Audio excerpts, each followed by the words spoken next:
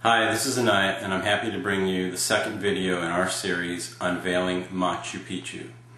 These topics are from a book I've written of the same title.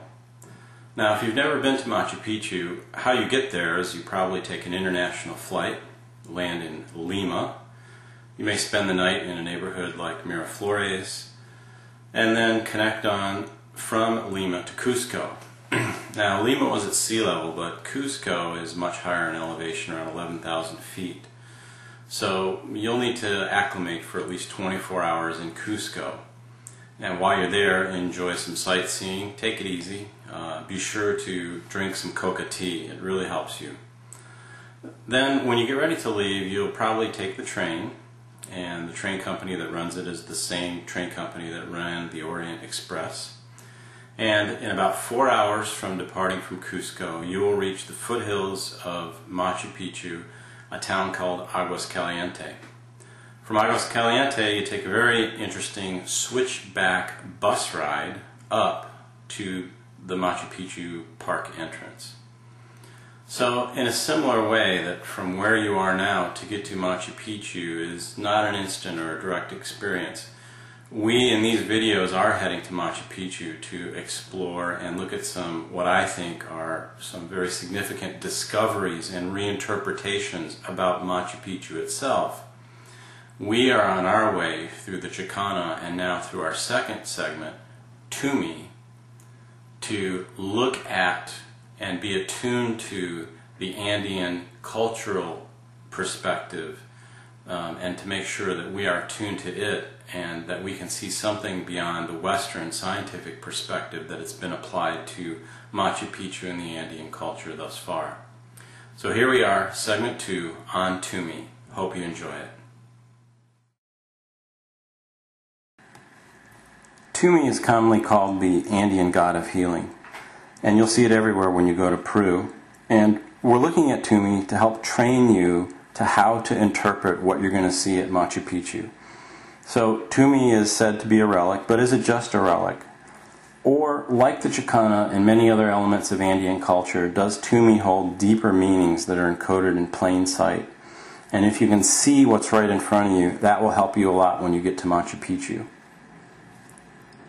Our cultural blinders are the main thing that's going to stop us, or try to stop us from seeing something that's deeper. We're going to be interpreting things according to what we've been told or what our culture says. This person, are they a healer in their culture or a witch doctor? Are they a native or a savage? Are they using science or superstition? So, what is Tumi?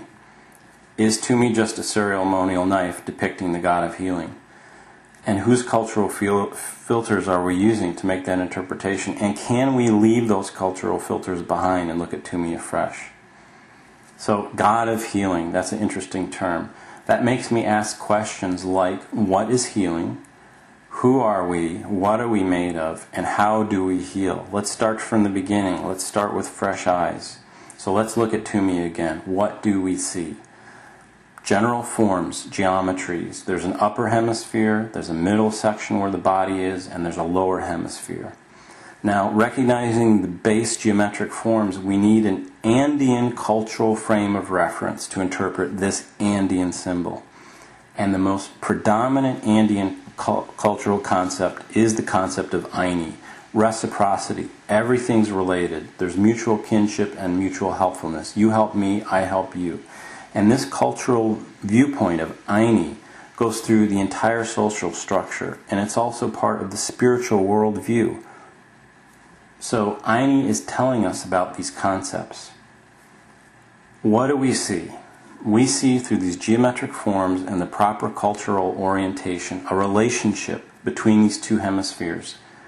It's reciprocity. It's as above, so below. So Tumi, as the god of healing, is telling us about reciprocity, resonance, and harmonics, and these things somehow relate to healing.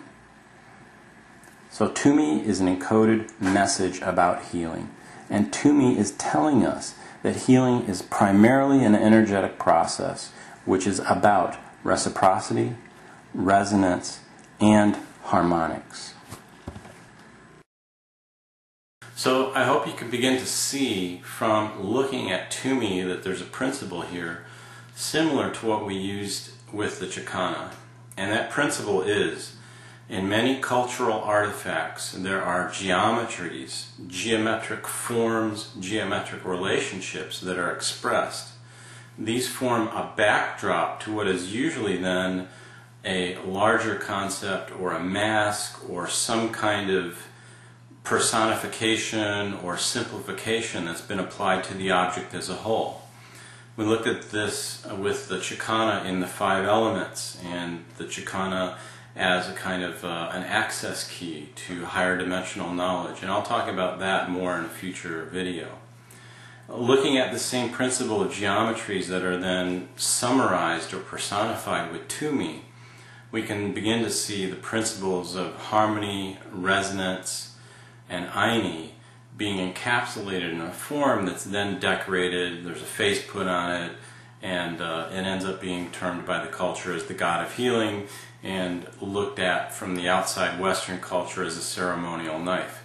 You can see how something as simple as a ceremonial knife is actually a hidden set of spiritual and energetic concepts.